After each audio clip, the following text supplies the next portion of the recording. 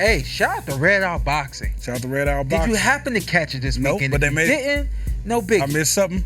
And same thing with y'all. If y'all missed Red Out Boxing on the Zone this weekend, they'll be coming back the first weekend of every month, the first Friday of every month. So they'll be back in November, first Friday of November, and it was a good card.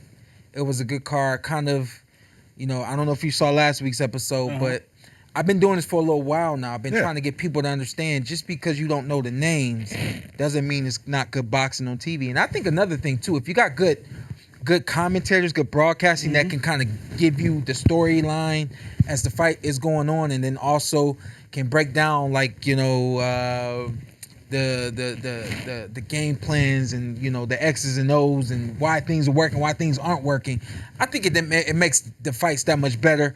And I've also given this disclaimer as well. I know when I start studying on certain fighters, I know because I know what's going on, I know these guys, whatever, I'm instantly connected to it, which means I'm instantly interested. And I want you guys to be interested. And we're going to get to Boots in a minute, but it's some things that I saw about Boots this week I didn't really like, and I think he really showed himself just last Saturday, even in just one round of boxing. I get it, but we'll get to that in a minute. But I just wanted to shout out some of these guys that fought on the Zone Shout card. out to move from Houston to the West Coast. Shout out to the Houston people, man, because I know they used to pull up and they used to support Red Out faithfully. Yeah. Maybe there's a chance something can happen. They can get two spots, but right now it's in LA. West Coast fans love boxing. Right. And in that's case one thing. Y'all didn't know, down there in Houston, it's just something didn't work out with the venue. Beautiful venue. Beautiful concept. Yeah. Creating a venue that is for boxing. And then if you want to do a rock show in there, that's cool. But this is a boxing venue. So, they certainly had things that got me on board with them being a young promotional company. But going out there to LA this weekend and being a part of it this weekend, I said, I'm glad that I stuck on board, that I hung in there, because I think they're starting to really cross some T's and dot some I's. Shout out to I'm gonna go from the bottom to the top. The Darian Castro is a Cuban fighter, still undefeated. I believe now 9-0 against Krizik Bazadua. That's a fight that you should watch. Go back and watch that one. I know it's still on the Zone Network. Go back and watch that one. That one was a banger. And rumbling? It was a really good boxing. What weight class? Featherweight. So 130, I believe. Going down, Rashida Ellis, 2020 Olympian. You got Rashidi in there? No, not Rashidi. Oh, see, so she changed her name. So excuse me, my bad, y'all. My bad, especially to her. She changed her name for that express purpose. She's Rashida. Her brother's Rashidi. Oh, that's her brother. Her brother's Rashidi. Okay. She's Rashida. So that's her brother that fought. No. So right. Rashida fought. Oh, okay. And she changed her name. Well, didn't change her name. She's like, I want to go by my middle name.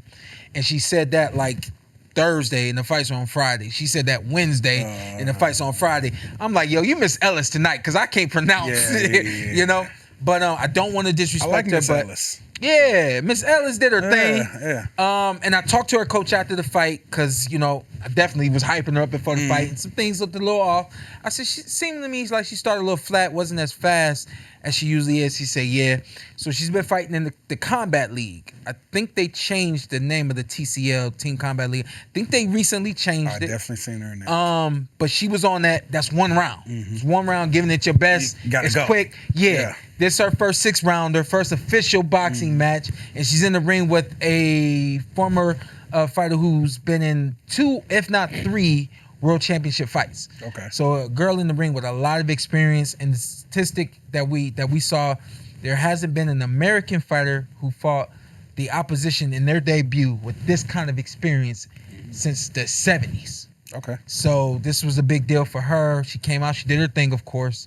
But when I talked to her coach, she said she seemed a little flat. Yeah, she was a little flat in the beginning, but we're going to get it together. And I said, yo, her ceiling is extremely high.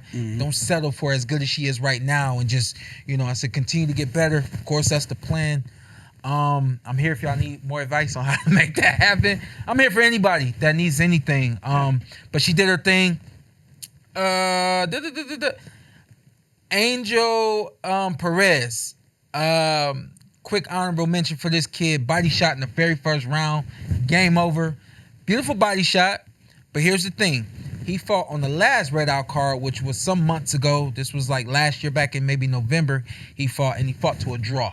Okay. When you're young in your in your professional career, you turn pro and you're stagnant because the promotional contract, the management, you know how it go now. Yeah. That's kind of what he's been facing. So first fight back in a while, and he gets a draw. I said, well, the kid's got to grow up a little bit. You know, he looked a little immature in certain spaces in the ring. He had a good style, and then he went away from that style, and it didn't work out for him tonight. He'll be back. Comes back. Beautiful body shot in the first round. Game over. But I could see the body's more filled out. You know what I mean? He's more confident and ready to right that wrong and all those other kinds of things. So shout out to him. Also, the main event. Grimaldi Machuca versus Deontay Lamb Down Brown. Lamb Down, he from the South. Lamb Down Brown. Where you from the South. That's some Southern shit. He's from the South. Living in Houston. But he's a Louisiana cat. Probably my cousin. Lay him down, Brown. That sounds like some Southern stuff. And even though he didn't lay down Grimaldi Machuca the other night, he fought very well. Mm-hmm. Again, another 130-pounder. 135-pounder. And again, ceiling is extremely high for him. Really not sure what it's going to take for him to get better. Yeah. I think there's some fighters that he needs to fight that can pull that out of him on fight night in order for him to get better. And I really need people to understand this. You don't just get better in training camp. Mm-hmm. You get better on fight night. I think you get better in fight night. There's more things you learn on fight night than it is in the training camp. You know, someone such as myself, my dad would bring in these young, hungry guys, and they would piece me up the first sparring session, the third sparring session, and then by the fourth or the fifth sparring session, I'm doing what I need to do. Yeah. And it's time to bounce y'all out because y'all can't hang no more. But then fight night, it's like now you got to put all that together, and it's like you get better doing camp, but then those questions are now officially answered in the fight. You know what I mean? So it ain't just about getting better on in camp. You get better on fight night as well.